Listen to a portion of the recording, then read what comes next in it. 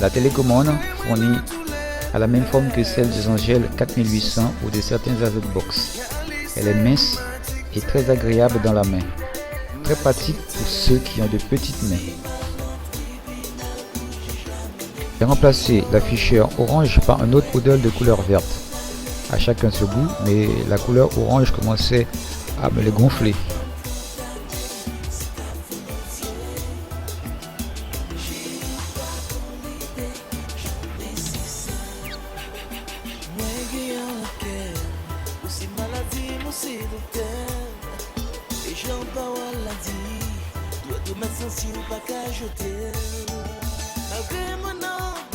Remarque, c'est qu'il y a déjà un peu plus d'informations que la plupart de certains appareils de même niveau.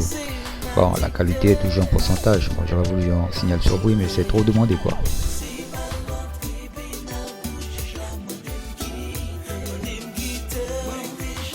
D'affichage, il y a l'anglais, le français, l'arabe, l'espagnol, l'italien, l'allemand, le portugais. Bon, comme d'habitude quoi.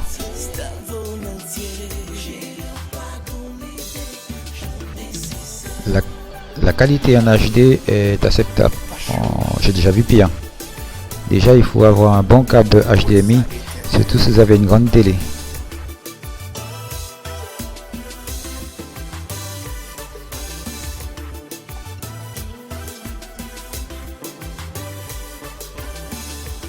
Format de sortie TV sans PAL M, PAL N, je crois pas l'argentin, du PAL, du NTNC, du SECAM.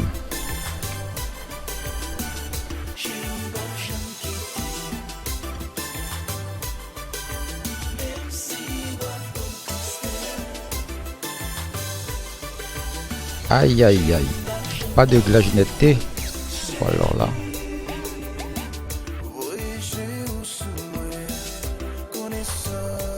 Dans paramètres d'affichage, on peut aller jusqu'à 30 secondes pour la durée de la bannière. Ça c'est très bien. Là, sur d'autres appareils, c'est 10 secondes et puis on n'a plus rien. Bon, ici je parle pour les puristes et fanatiques, car nous aimons bien recueillir toutes les informations de la chaîne.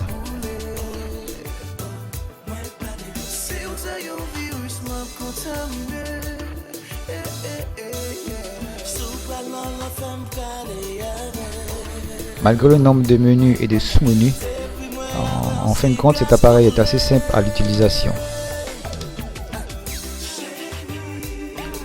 En mode éco, seul un petit voyant couleur jaune paille est éclairé. Ça c'est très bien la nuit, ça vous permet de bien vous reposer. Comme certains appareils avec leur voyant rouge, vert, toutes les couleurs qui vous assassinent la nuit.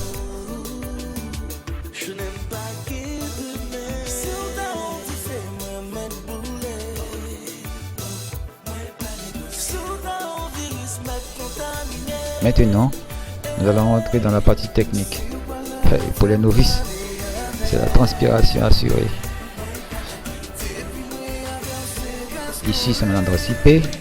Plus bas, l'adresse MAC, c'est celui de l'appareil. Le route sera sûrement différent. Si on des tuneurs, le premier tuner est réservé au satellite de vos chaînes.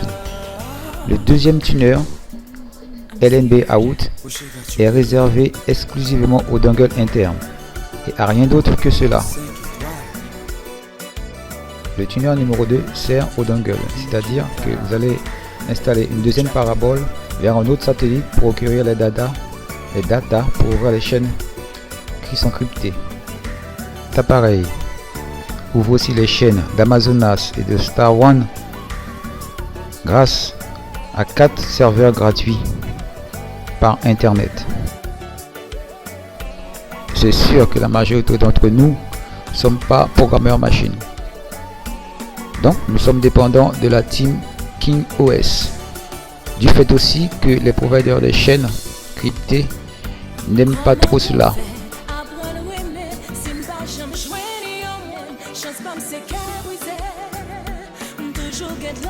Ben alors, Faut pas trop faire le difficile, car on ne sait pas combien de temps cela va encore durer.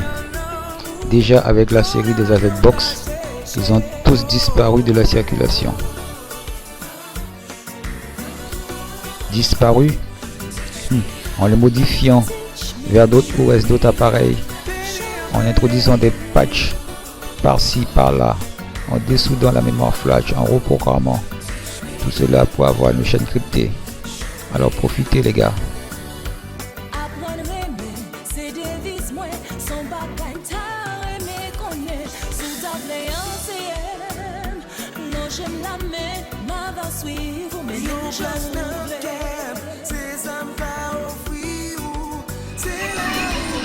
Alors ça vient, ça nous intéresse. Ah zut, j'ai oublié de mettre une carte. Ah, enfin, quelque chose qui va nous intéresser maintenant.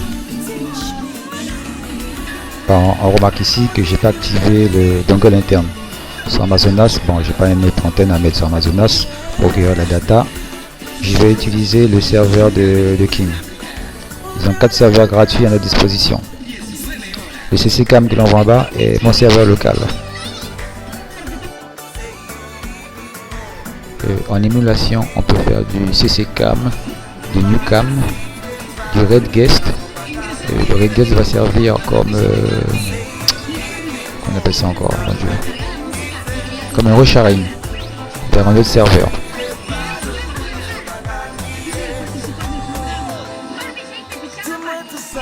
Il existe aussi un menu pour les clés.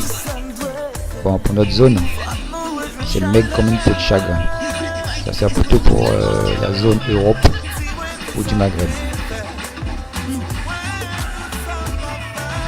Voyez l'ordre des priorités des contrôles d'accès. Ça c'est bien.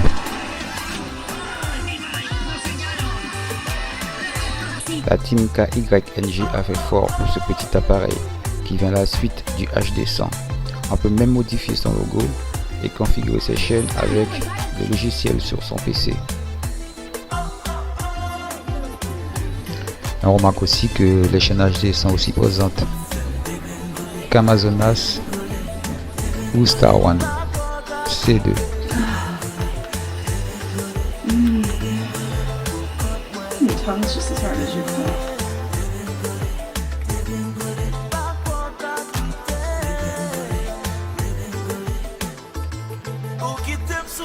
Ici c'est avec l'émulateur local de mon serveur.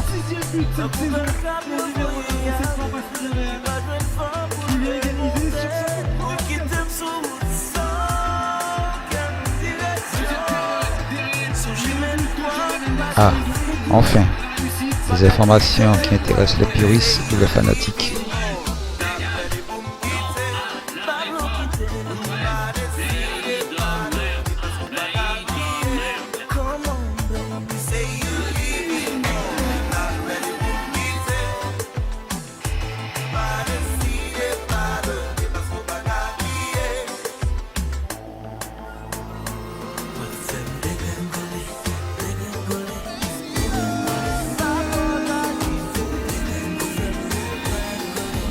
Le changement de langue audio se fait par le bouton Stream. Il y a aussi un bouton Recette, ça c'est pas mal. Et un bouton panel qui nous renvoie aux émulateurs sans passer par le menu.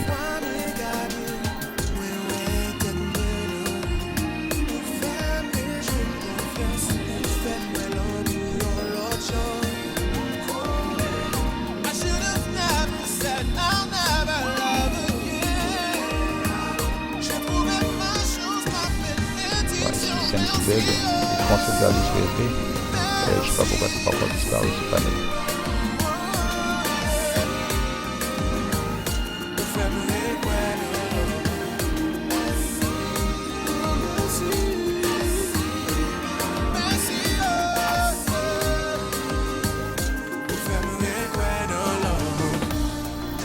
Bon, ok.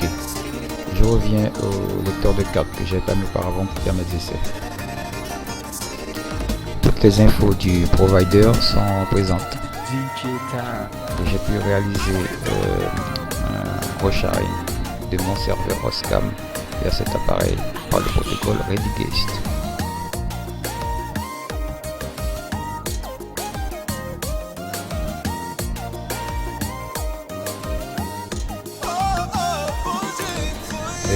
on n'est pas bon technicien si on regarde la bête sans la démonter.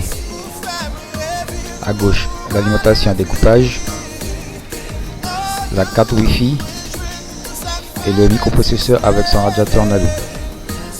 La petite boîte noire, c'est pour le module de la carte CA.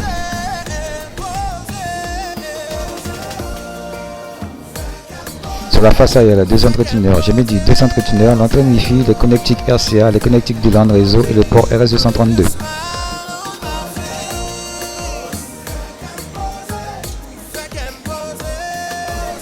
Ici, on voit la mémoire flash 25Q128F de Winbond.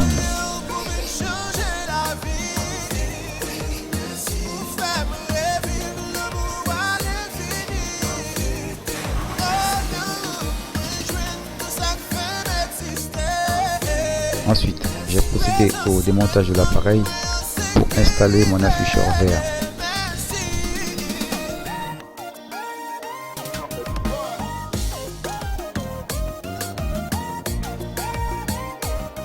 Et ici, un petit moyen pour contrôler vos afficheurs. 2 piles 1,5 V en série et vous, une résistance de 1 à 2 kg. En conclusion, j'ai aimé la rapidité de mise en marche de l'appareil, la rapidité d'exécution de certains programmes, le dongle interne, les 4 serveurs, les nombreuses informations sur les chaînes, le sharing, le resharing et les nombreux outils de programmation. Les cartes d'accès sont liées sans problème. Et aussi, j'oubliais la rapidité d'exécution de l'avance rapide qui va jusqu'à 128 fois.